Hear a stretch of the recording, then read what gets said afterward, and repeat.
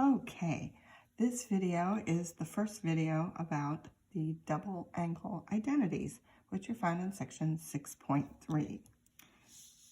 Here is the identity for the sine of a double angle. So the sine of the angle 2A is equal to 2 times the sine of A times the cosine of A. So the way this is written, A is just the angle. Okay, it's an angle. All right. You need its sine value and you need its cosine value. What this will find is the sine of 2A. That is double the angle A.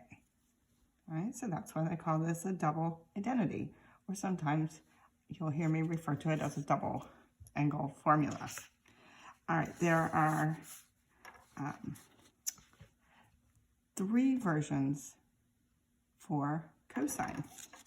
Right, one of them is the cosine of a double angle. Cosine of 2A is equal to the cosine of A squared minus the sine of A squared. This can also be rewritten as the cosine of 2A is equal to 1 times 2 times the sine of A squared. Or you can also find the cosine of 2A by doing 2 times the cosine of A squared minus 1. Tangent has one formula. The tangent of a double angle of 2 times A is equal to 2 times the tangent of just the angle A minus, or divided by, 1 minus the tangent of A squared. Okay, we will try a sample problem. Similar to the kinds that we saw in the last section. It says, if the cosine of x is equal to negative 1/3, find the exact value of the sine of 2x, given that x is greater than or equal to 0. Okay, so these are kind of wordy questions. Really focus on what are they really asking you to find. They are asking you to find the exact value of the sine of 2x. So you want to write that down and then find a formula that applies. So the sine of 2x is equal to 2 times the sine of x times the cosine of x. All right, so we're doing the sine of a double angle. So basically what you're going to do is 2 times the sine of x multiplied by the cosine of x. All right, now look up in your given. They have given you one of those values. The cosine of x is the one they gave you. It says that the cosine of x is equal to negative 1/3. So you're going to replace the cosine of x, that entire thing, by the number negative 1/3. Okay, now what's left to do is find the sine of x, and that takes a little bit more effort. So the sine of x, the angle is x, so you have to focus on just the angle x for a moment. So just like the other problems that we did, we had like a separate workplace where we went off. You still need to keep that work, but just keep it separate. And now we're going to focus on just the angle x. We know that the cosine of x is equal to negative 1/3, and we know the sine of x is greater than 0. And we need to find the sine of x. That's our plan. All right, now you need to figure out what quadrant x is in. The quadrant is always super important. Okay, the cosine of x is negative 1/3. All right, cosine is negative in quadrants 2 and 3.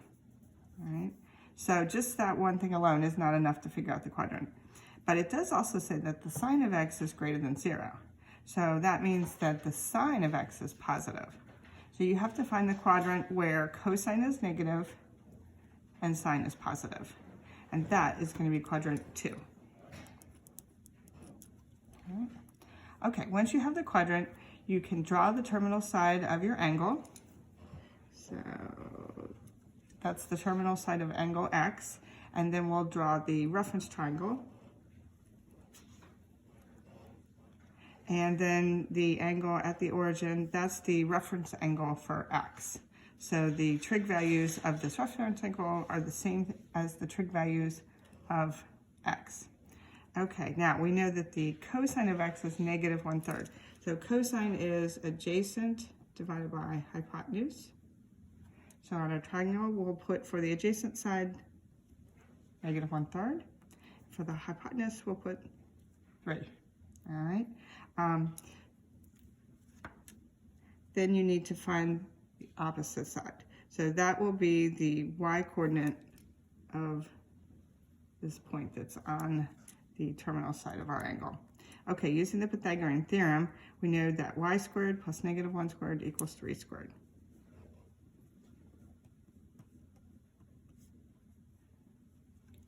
Okay, so y squared plus 1 is equal to 9. Subtract 1 from both sides. Y squared is equal to 8. Then that'll tell you that y is going to be equal to positive or the negative square root of 8. Now the square root of 8 does simplify. If you do a quick little factor tree, right, you can see that there's 2 2's. So y could either be the positive or the negative 2 times the square root of 2. Okay, so it's all about the quadrant as far as positive and negative. So if you go back, we know we're in quadrant 2. In that quadrant, y is positive. So the y value is 2 root 2. And that's the length of that opposite side. Okay, so when you got the whole triangle figured out, you can find any trig value. So we can go back up. What we need is the sine of x. So sine is opposite over hypotenuse. So that's going to be 2 times the square root of 2 divided by 3. And there you go. That's the sine of x. Okay, so now we go back to our main problem where we needed the value of the sine of x. And we can put that in there. All right? So you're going to replace the entire expression, the sine of x, with 2 times the square root of 2 divided by 3. All right? Okay, so now you need to multiply those 3 things together. So the 2 in the beginning, that's just the same thing as 2 over 1. So when you multiply fractions, you multiply the numerators, multiply the denominators. We can do all 3 at once. We can do 2 times the square root of 2 times negative 1.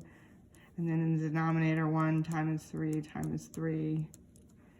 Okay, so we're going to end up with negative 4 times the square root of 2 divided by 9.